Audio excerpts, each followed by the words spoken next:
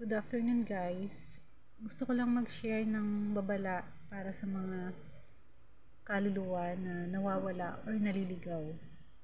Sapagkat itong mga versikulo na ito or itong mga Bible verse na ito is talaga namang nakakatakot.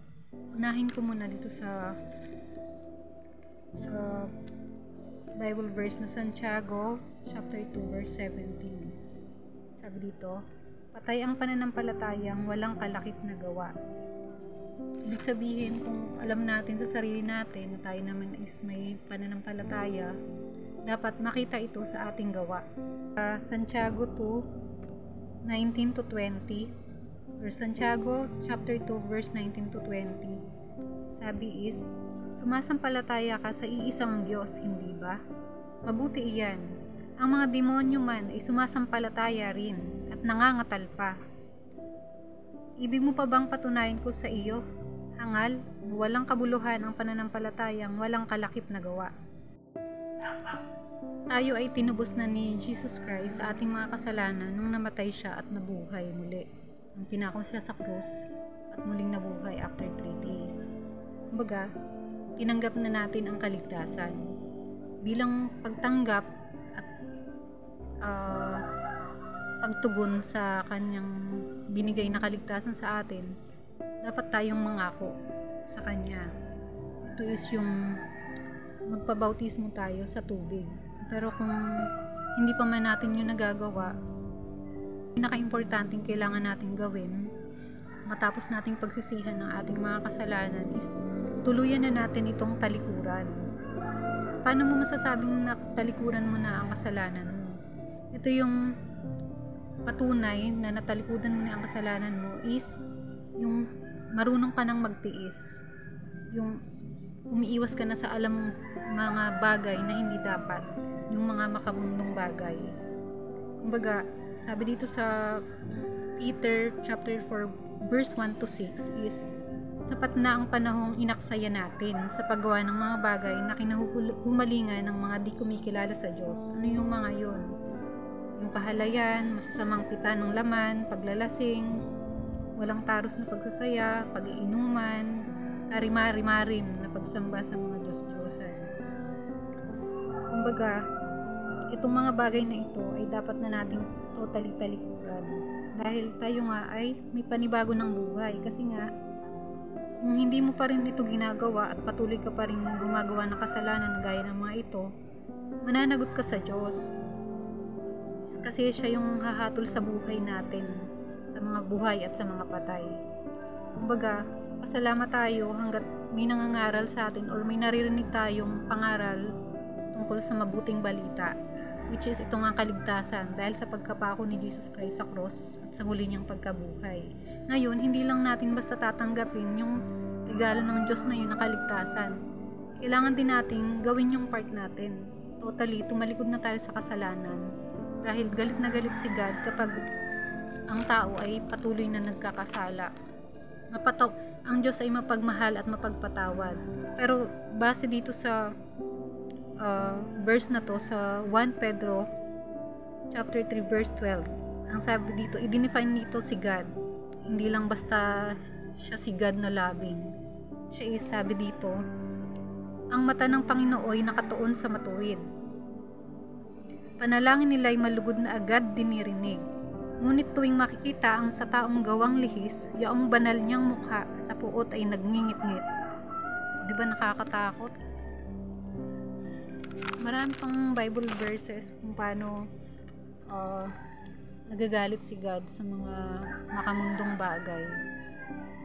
Kumbaga, huwag na nating hintayin na dumating yung kamatayan natin bago totally natin pagsisihan at talikuran yung ating mga kasalanan.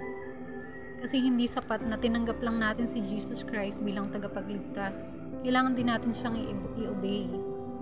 Ano ba yung sinabi niya may sinabi siya sa Bible verse na, if you love me, you will obey my commandments. So, yung mga commandments niya, yung salita niya is dapat nating pahalagahan.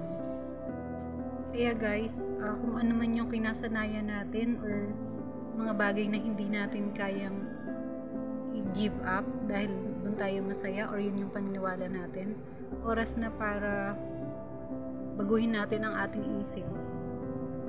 Dahil sabi nga dito sa Santiago chapter 4 verse 5, baka naman ang akala ninyo ay walang kabuluhan ang nasasaad sa kasulatan na napakarugdog ng pag-ibig ng Diyos sa Espiritong binigay niya sa atin at ayaw niya ng may kaagaw sa ating pag-ibig.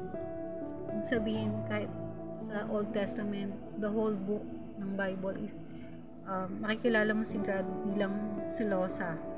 Diba tayo nga kapag meron tayong asawa or boyfriend or yung mahal natin, ayaw natin diba na may kahati sa attention niya. Di paano kung mas pinapahalagahan pa natin yung mga makamundong bagay, yung maling paniniwala na sa paningin ng Diyos ay karumal-dumal. Palagay nyo anong mararamdaman ni God. Diba masasaktan siya. At syempre, may karapatan siyang magalit at magparusa.